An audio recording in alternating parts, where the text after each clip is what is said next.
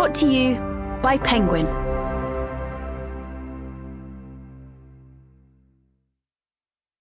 The Passengers by John Mars.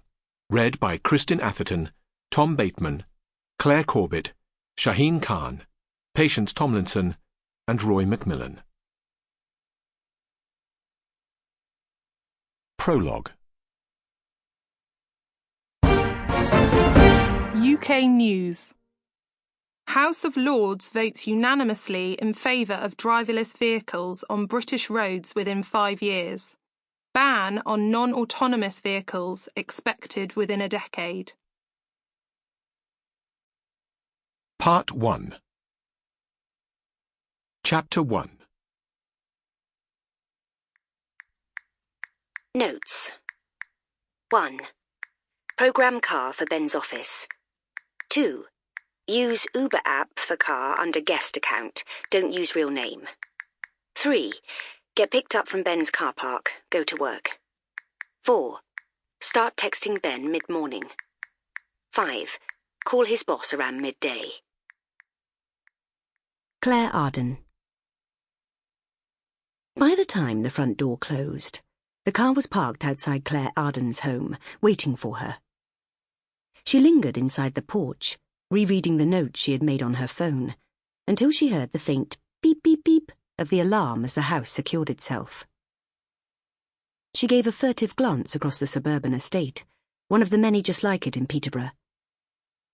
Sundraj, from number 27, was the only other neighbour outside, guiding his noisy young family of 4 into a people carrier, like a farmer trying to herd sheep from one field to another. When he spotted her, he gave her a half-smile and an equally half-hearted wave. She reciprocated with the same. Clare recalled Sundraj and his wife Siobhan's 15th anniversary party last spring. They'd celebrated with a barbecue, and most of the street in attendance.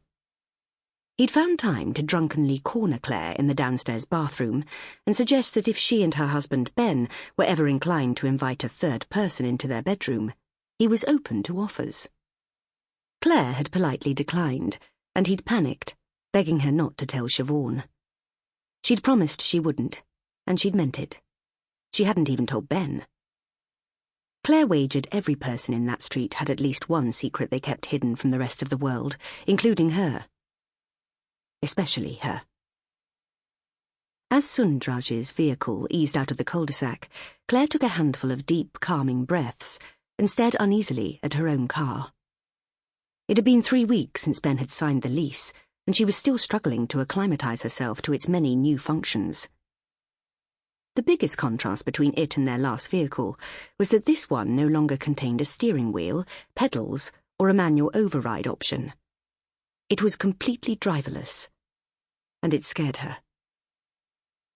They had watched the car's arrival in fascination as it delivered itself to their home and parked on the driveway.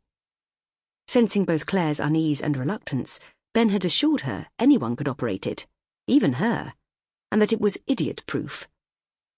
As they'd personalised their settings from an app, she'd responded with narrowed eyes and a jab to his arm. He'd protested, claiming he hadn't meant she was the idiot in question.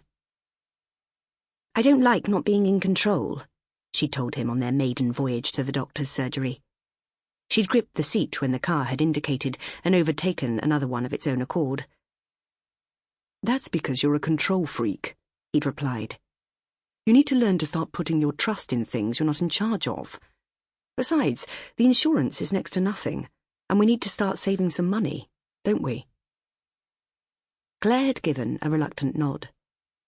As a man who thrived on the detail, Ben had spent considerable time and effort researching the right vehicle to suit their changing circumstances. And after a hellish few months, she was glad to see him returning to his old self. He had attempted to involve her in the process by suggesting she pick the paintwork colour and seating fabric. But she dismissed him as a misogynist for suggesting that buying a car was man's work and that the aesthetics were all she was capable of understanding. In the last few days, Clare had found herself snapping at him frequently. It was never his fault, and she'd immediately regretted it. But it hadn't prevented her from repeating it. Sample complete. Ready to continue?